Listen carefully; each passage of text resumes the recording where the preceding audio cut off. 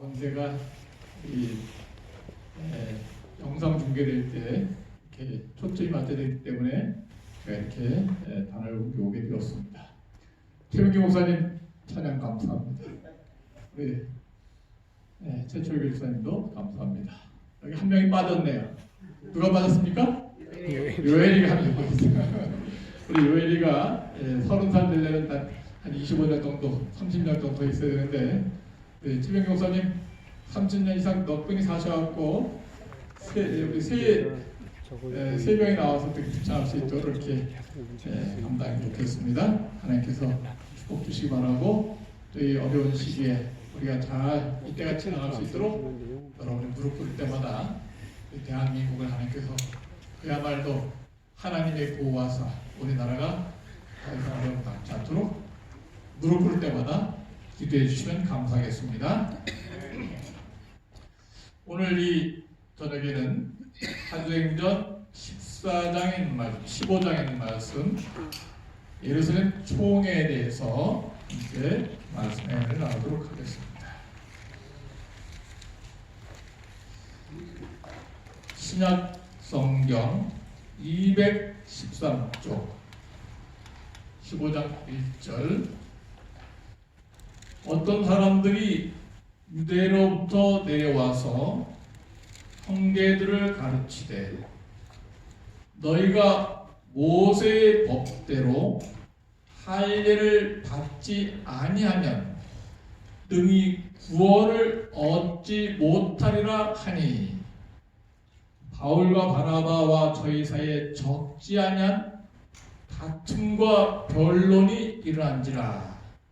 그래서 이 할례 문제 때문에 총회를 개최해서 사도들과 함께 이방인 중에서 회개하고 돌아온 사람들이 구약시대에 전통적으로 내려왔던 아브라함에게 주신 언약, 모든 남자마다 할례를 받도록 하심으로 아브라함과 하나님과 사이에 언약을 맺게 하셨는데 이스라엘 민족에 해당되는 이 법을 우리 신약시대 와서 이방인 중에서 개종한 그 사람들에게도 적용시켜서 이방인 중에 아이가 어리든지 나이가 많든지 어른이든 상관없이 모두가 다 할례를 받도록 요구해야 된다. 그렇게 구약시대에 나타난 율법, 언약의 율법을 유대인들에게 적용되는 율법을 이방인들에게도 적용시켜야 한다는 것이 바로 이 어떤 유대인들의 요구사항이었습니다. 할례라는 것은 어렸을 때 하게 되면은 통증도 모르고 잠깐 동안 지나갈 수 있을지 모르지만 성년이 돼서 하게 되면 여러 날 동안 고통도 당하고 어려움을 당하게 되고 또 수치스러운 일도 당하게 되고 이방인들에게 이것을 요구하는 것이 쉽지가 않은 내용이었습니다. 베드로는 10절에 그런데 지금 너희가 어찌하여 하나님을 시험하여 우리 조상과 우리도 능히 매지 못하던 멍에를 제자들의 목에 두려느냐. 우리가 저희와 동일하게 주 예수의 은혜로 구원받는 줄을 믿노라 하니라. 베드로가 속 제자로서 우리 조상들도 이 감당치 못한 무거운 멍에를 왜 자꾸 이방인들까지도 매려 하느냐. 정녕 이 이스라엘 백성을 위한 민족을 위한 기간은 다니엘서 9장에 70일에로 기한이 끝나고 말았어요. 그래서 이 아닥사스와 조수아가 내린 457년부터 시작해서 7일과 62일이 지날 것이고 마지 한 일의 제일 절반의 제사의 금지될 그런 70일의 기한이 끝난 다음에 AD 34년 스데반이 죽음으로 말미암아 이스라엘 민족을 위한 은혜의 기간은 더 이상 끝나고 복음이 전 세계로 확산되면서 이제 이스라엘 백성들과 하나님과의 맺은 할례 언약이라든지 그런 조약들이 그들이 예수님을 십자가에 못 박아 죽임으로 말미암아 언약이 파기되고 이제 모든 민족들이 예수 그리스도를 믿기만 하면은 다 구원받는 것으로 이렇게 새 언약이 이루어진 것입니다.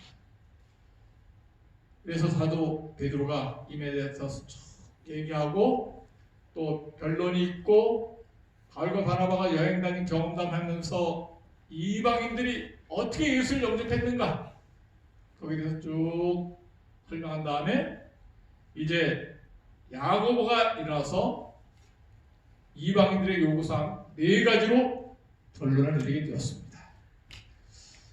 13절, 15장 13절 말을 마침에 야고보가 대답하여 가로되 형제들아 내 말을 들으라. 이 야고보는 어떤 야고보일까요? 12 제자 중에 한 사람 야고보는 아닙니다. 왜냐하면 12 중에 한 사람인 야고보는 사도행전 12장에 이미 순교해서 없어요. 이 야고보는 12 제자 중에 한 야고보가 아니라 예수님의 형제 중에 한 야고보예요. 그래서 이 예수님의 형제 중에 한 야고보서 이 야고보서를 기록한 사람입니다. 그래서 이 야고보가 일어나서 이방 중에서 이렇게 힘들게 교회 다니고 예수 믿도록 하지 말고 4가지만 요구하자. 그것이 바로 20절에 있는 것처럼 다만 우상의 더러운 것과 음행과 목매어 죽인 것과 피를 멀리하라고 편지하자. 그렇게 해서 결의를 하게 되었습니다. 이 야고보가 결론을 내린 사람이기 때문에 예루살렘 총회 의장은 야고보다 그렇게 우리가 인정을 하고 있습니다. 그래서 편지를 쭉 쓰면서 각 교회마다 이 4가지 사항을 전달하고 또 유다와 신라를 보내서 이 말씀을 전달하는 것을 이렇게 요구하게 되었습니다. 그래서 예루살렘 총회에서 결의된 4가지 이방인들에게 다른 것 할래나 다른 것 요구하지 말고 첫 번째 뭘 먹지 않도록 하자? 우상의 제물을 먹지 않도록 하자. 이것은 다른 신에게 제물로 바쳐진 것 하나님만 예배해야 되는데 다른 신에게 제물로 바쳐진 것은 금하게 하자 하는 것이 바로 이 예루살렘 총회의 가장 중요한 정리 중에 하나였습니다. 그래서 이 정통적인 보수적인 교회에서는 우상에게 제사 드리고 바쳐진 장례식장 가서라도 우리가 죽은 돌아가신 사람 앞에 음식을 차리지 않습니다.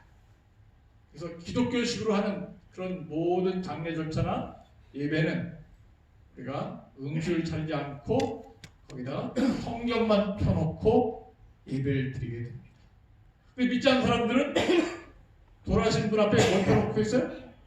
음식을 차리고 절을 하고 또 돌아가신 것을 기념해서 제삿날 음식을 만들고 또 절을 하고 그렇게 해서 그 제사 음식을 먹는 것입니다. 그래서 그것을 우상에게 바쳐진 제사물을 제물을 먹지 말도록 하는 것이 바로 성경의 가르침이다 이렇게 볼 수 있겠습니다. 성경에서 예를 들어서 다니엘의 경우 다니엘 1장에 다니엘 뜻을 정해서 왕의 진미와 그의 마시는 포도주로 자기를 더럽히지 않도록 뜻을 정해서 결심하고 요구하게 되었습니다. 다니엘이 바벨론의 음식이 부정한 여러 가지 죄족이라든지 성경에 부정한 많은 것들이 포함되어 뿐만 아니라 다니엘이 그 음식들을 거절한 것은 그것들이 어디에 바쳐진 것이기 때문에 바벨론 신들에게 먼저 바쳐진 다음에 사람들이 먹으려고 갖고 온 거기 때문에 이렇게 해서 다니엘이 뜻을 정해서 그 음식을 거절하는 것입니다. 그래서 이 신약 성경에 시편 106장 28절이 아주 너무나 정확하게 잘 나타나 있습니다. 시편 106장 28절 우리 성경책을 좀 다 펴시기 바랍니다. 시편 106편 28절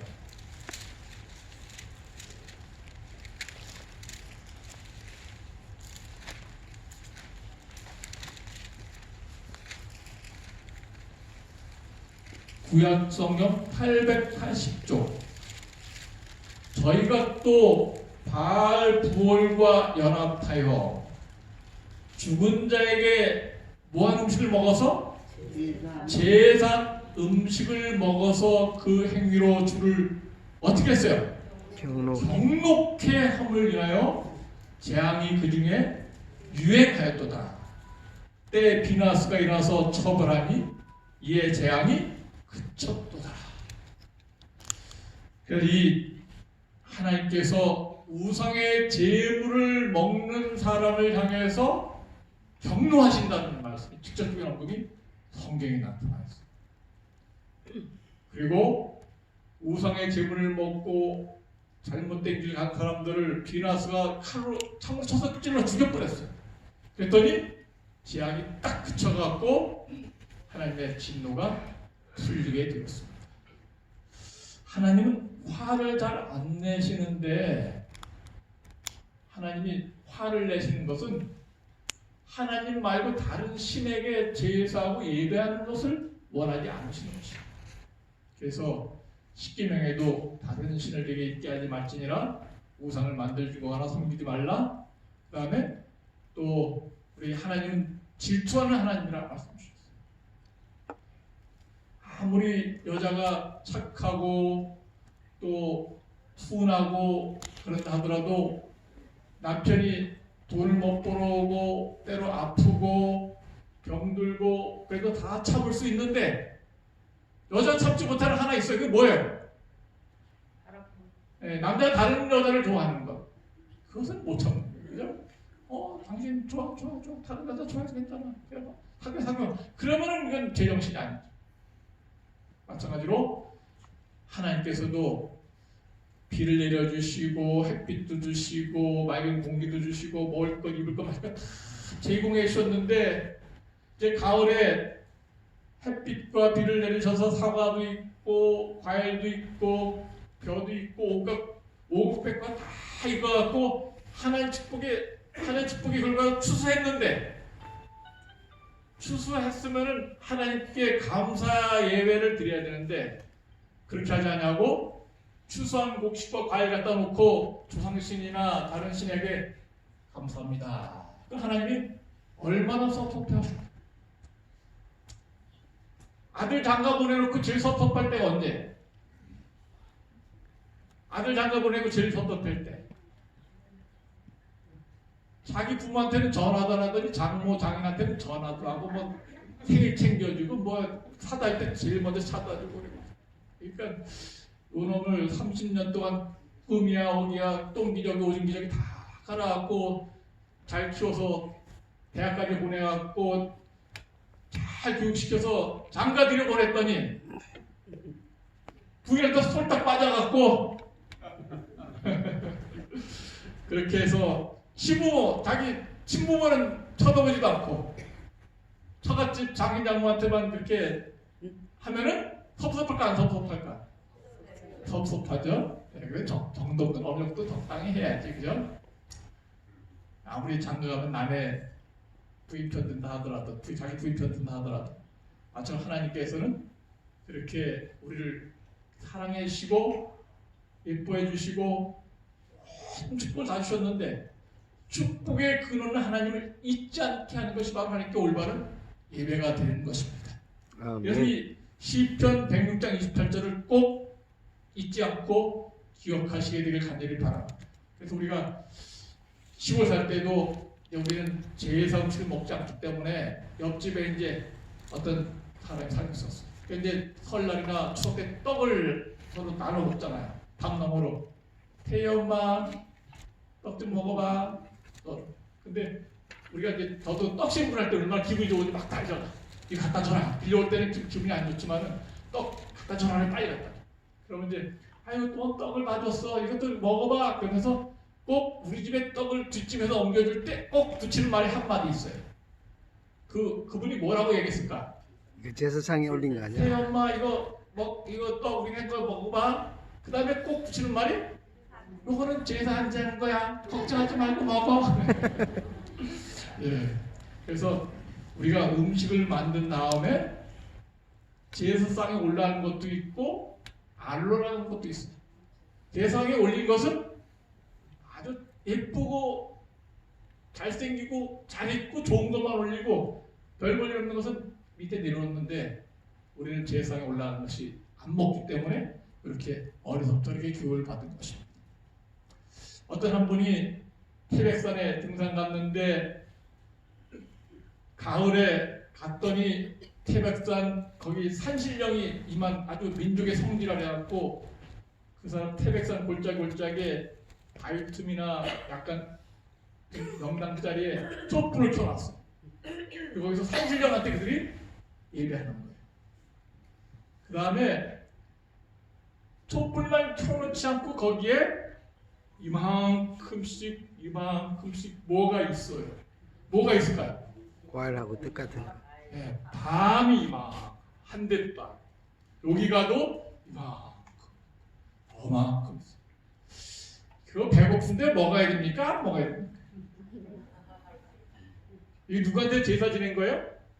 귀신 산신령에게 제사. 어떤 분들은 양심이 가책이 없으면 그냥 먹어도 된다 이렇게 할 줄 모르는데 이 신약 시대에도 사도 바울을 통해서 정확하게 우상의 제물에 대해서 고린도서 8장과 10장에 정확하게 언급이 되어 있습니다. 고린도서 8장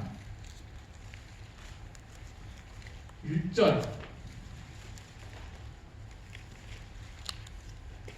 5장 8장 1절입니다.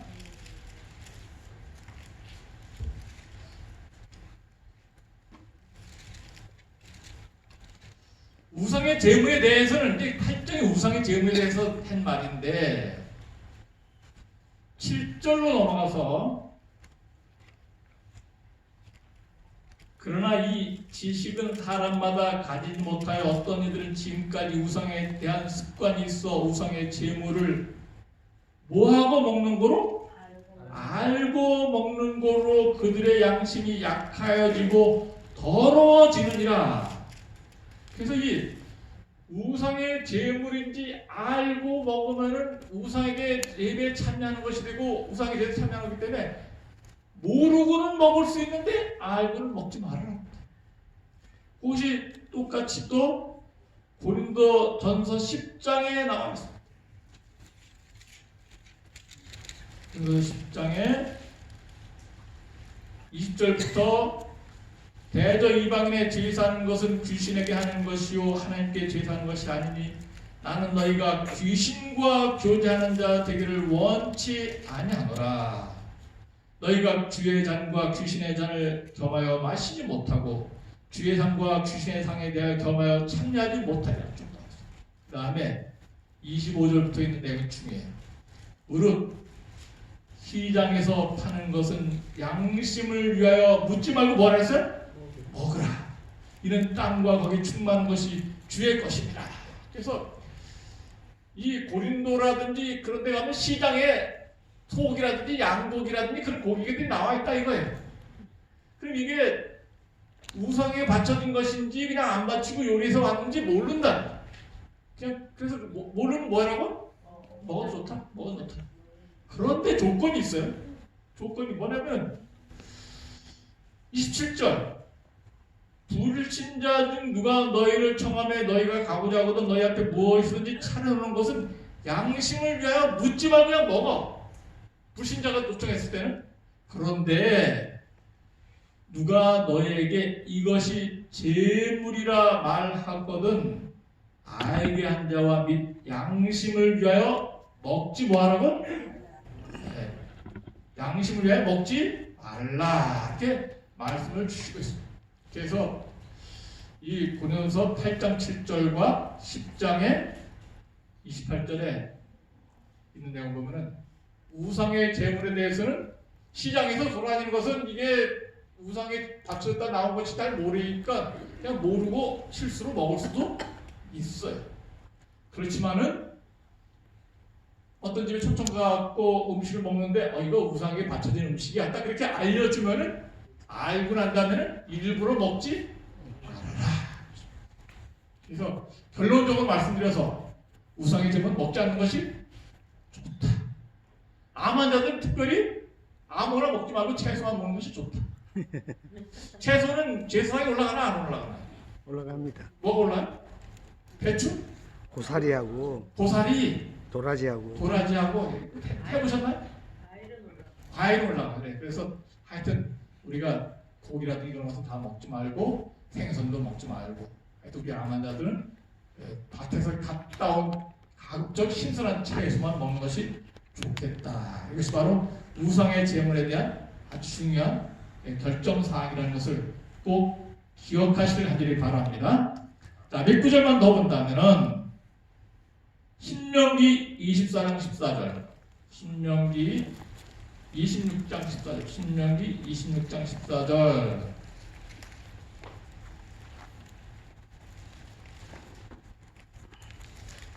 그래서 이제 하나님께서 지시하시면서 수확 후에 만물 포도와 만물 곡식을 갖고 올 때 이렇게 하라 지시하시면서 신명기 26장 14절 내가 애곡하는 날에 이 성물을 먹지 아니하였고 부정한 몸으로 이를 떼어주지 아니하였고 누구를 위하여? 죽은 자를 위하여 이를 쓰지 아니하였고. 그래서 하나님께서 핵곡식과 핵과일을 드릴 때 죽은 자를 위하여 이런 핵곡식과 과일을 사용하지 않도록 하신 것이 바로 하나님의 뜻이며 목적이라는 것을 꼭 기억하시길 간절히 바랍니다. 마지막 계시록 2장, 계시록 2장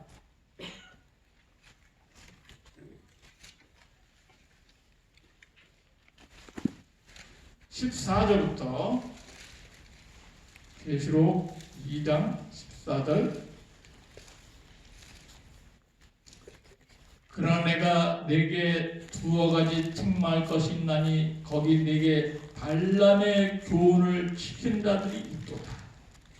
발람이 발락을 가르쳐 이스라엘 앞에 올무를 놓아 우상의 제물을 뭐하게 하였고 먹게 하였고 또 행음하게 하였느니라. 그래서 이 발람이라는 거짓 선지자가 우상의 제물을 이스라엘 백성들에게 먹게 하고 행음하게 해서 많은 사람이 하나님의 경로로 인해서 죽어가게 되었습니다. 발람이 참 선지자였으면 좋았을 텐데 돈에 눈이 멀고 욕심이 눈이 멀어서 이스라엘을 저주하려다가 실패하니까 출애굽기 25장에서 민수기 25장인가 거기서 이스라엘을 바알볼과 부속하게 만들고 우상숭배에 참여하게 만들고 우상제물을 먹게 만들고 말미암아 거기서 수많은 이스라엘 백성이 죽임을 당하게 되었다. 그러니까 계시록 마지막에도 이 말씀이 기록되어 있는 거 보면은 신약 시대에 와서도 하나님은 우상의 제물에 대해서 마지막 시대에 사는 하나님의 자녀들에게 강력하게 경고한 내용이다. 이렇게 볼 수 있겠습니다. 그래서 정통적인 재림교회 또는 일반 장강리교회도 마찬가지지만은 우리가 정말 진실된 마음으로 성경 말씀대로 믿는 사람들은 우상의 제물을 먹지 않는다. 그것을 꼭 명심하시길 간절히 바랍니다. 두 번째 예루살렘 총회 결의사항은 음행을 하지 말아라. 자기 부인 외에 다른 사람을 사랑하지 말도록 말씀 주시고 있습니다. 케냐에 갔더니 거기도 이슬람 영향권을 받아왔고 부인이 여러 명 가진 남자들이 있어요. 그래서 이슬람교 사람들은 부인을 몇 명까지 허락합니까? 4명까지. 왜 4명까지? 야곱이 4명 부인 얻었으니까 4명까지. 좋을까요? 나쁠까요? 소 10마리만 있으면 부인 한 명 가지고 소 10마리 있으면 부인 한 명 또 데려오고 마음대로 데려올 수 있는데 소 10마리도 없어서 부인 못 데려온 사람이 있어. 장가를 못 가고.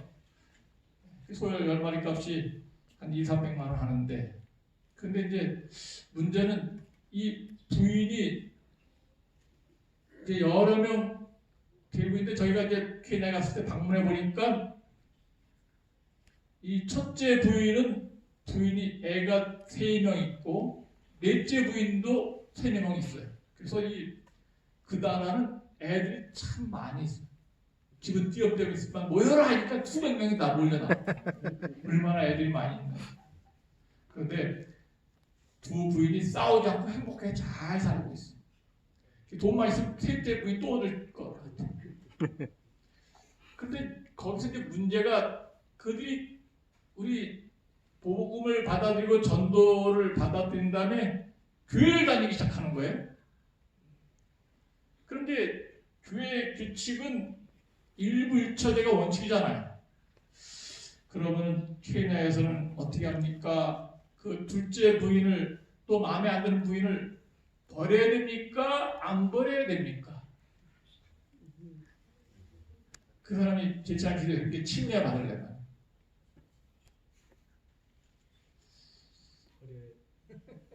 정장님 같은 건 거기 케냐의 목사님이라면은 우리 교회 다니려면 부인하고 다 보낸 다음에 우리 교회 침례 받아 그렇게 요구하시겠습니까? 그냥 살라 그러겠습니까? 어떻게 하는 게 좋겠습니까? 김갑진하고 당는 생각은 어떻습니까? 웃고 말까요? 응? 문계일사님 어떻다고? 그냥 살게 해야 될 것 같아요. 그냥 살게 해야 돼. 왜냐하면은 헤어지면 다른 남자한테도 못 가잖아요. 그렇죠. 그 경제적인 힘도 없고 딸린 자식도 없고 그래서 케냐 일교에서는 어떻게 하냐 가만히 봤더니 그냥 입교하고 침례받을 때는 그냥 침례해주고 교회 다니게 해요. 근데 그 사람이 장로가 된다든지 어떤 목사가 된다든지 어떤 직분을 맡기 위해서는 정리할 걸 정리한 다음에 직분을 맡게 하죠. 그건 약간 타당성 있죠? 예. 그래서 정말 우리가 이것은 우리 결혼 가족과의 관계에 있어서 중요한 것이다. 이렇게 우리가 기억하시면 좋겠습니다. 그 다음에 세 번째, 이방인들에게 어떤 것을 목매어 죽인 고기를 먹지 말도록 하라. 그래서 짐승을 잡을 때 성경의 도사의 방법은 어떻게 하는 거예요? 목 동맥을 끊어갖고 몸에 있는 모든 피를 다 쏟아낸 다음에 그 다음에 그래서 먹는 건데 세상 사람들 그렇게 하면 맛이 없다. 어떻게 잡아야지 맛있다래? 이 짐승의 목을 매갖고 익사시켜서 죽여야지 피가 팔에 배야지 고기가 맛있다. 그래갖고 이제 그렇게 조사해 봐. 옛날에 어렸을 때 개를 잡는 법도 하는데 개를 잡을 때 얼마나 그렇게 목을 매달아갖고 잡는데 개가 발버둥치는데 발버둥치면서 죽으면서 얼마나 독소가 많이 나왔을 거예요. 독소가 많이 나고 빨리 죽지도 않으니까 그냥 그렇게 목 매달아 죽여갖고 짐승을 잡아서 너무 잔인하게 하나님께서는 그렇게 목매어 죽인 것은 뭐하지 말아라? 먹지 말아라. 왜 먹지 말았을까요? 목매어 죽인 것은 그 독소가 삶 속에 포함되어 있고 뿐만 아니라 뭐도 먹을 수 있어요? 피도 먹을 수 있어요. 그래서 여기 네 번째 조항과 일치하고 있는데 피를 먹는 것도 안 좋기 때문에 하나님께서 금하셨다 이렇게 볼 수 있겠습니다. 그래서 이 이방인들에게 요구하는 것은 올바르게 할례나 그런 것 때문에 하지 말고 믿음의 생활을 올바로 잘 하도록 그렇게 지시하는 것이 좋다. 우리 책 있는 내용을 한마디 읽고 마치도록 하겠습니다. 예루살렘 100페이지 있는 내용, 100페이지 있는 내용. 예루살렘 총회의 결론은 그리스도 칭의 교리의 대환장이요. 그리스도교가 기독교가 이제는 유대교의 굴레에서 벗어났다는 것을 선포하는 것이었다. 이제부터는 칭의 복음이 공식적으로 교회의 가르침이 된 것이었다. 이 기쁜 소식을 이방 지역에 있는 교회에 전하기 위하여 총회는 유다와 시다를 뽑아 바울과 함께 안디옥과 수리아와 길리기아에 있는 이방인 형제에게 보냈다. 그리하여 교회는 평안을 되찾고 뭐했다? 도하게 되었습니다. 여기서 총회는 그 결정을 오른페이지 4페이지 와서 각 교회에 알렸다. 특별히 문제가 시작된 안디옥 교회는 유다와 시다를 파견해서 총회 결과 알려줬다. 그들은 선자라고 불릴 만큼 예루살렘에서 신뢰를 받는 사람들이었다. 신약의 선자는 특별한 사람들이 아니었다. 하나님의 뜻을 백성이 올바로 전하는 순종하는 하나님의 종이었을 뿐이다. 안디옥 교회는 총회의 결과에 기뻐하였으며 위로를 받았다. 유다와 신라는 임무를 마치고 예루살렘에 돌아갔다. 하나님은 사랑의 하나님이십니다. 하나님의 종들은 무리한 요구를 하지 않고 성경에 있는 말씀을 올바로 전하는 것이 바로 하나님의 종들이 해야 될 사명이며 성경 말씀대로 가르치는 것이 바로 우리가 해야 될 가장 중요한 사명임을 꼭 기억하시길 바랍니다. 아멘. 오늘 우리가 성경에 있는 말씀을 배웠습니다. 우리 모든 신앙이 말씀대로 잘 순종함으로 말미암아 예수님을 우리 마음속에 영접하고 우리가 모두 건강하게 교회 어려움과 역경이 있지만은 잘 극복하고 승리할 수 있는 우리 하나들 우리 가족들이 간절히 바라면서 말씀을 마치겠습니다. 아멘. 기도하겠습니다. 하늘에 살아계신 우리 아버지, 오늘 우리에게 생명의 말씀을 들려주시니 감사합니다. 우리도 한때 이방인이었고 지금도 유대교에 비한다는 이방인이지만은 예수님 믿고 구원 얻는 길에 할례를 요구하지 아니하시고 성경 말씀대로 믿음으로 우리가 순종하게 하시니 감사합니다. 이 믿음의 칭에 감사하면서 입혀주신 하나님의 사랑, 의에 순종하여 우리 다 구원받을 수 있는 하나님의 자녀가 되게 해 주시옵소서. 아멘. 주의 사랑과 은혜가 우리 온 가족들이 같이 계시고 특별히 전 세계가 코로나 바이러스 때문에 몸살을 앓고 있고 사망의 그늘에서 벗어나고자 발버둥하고 있습니다.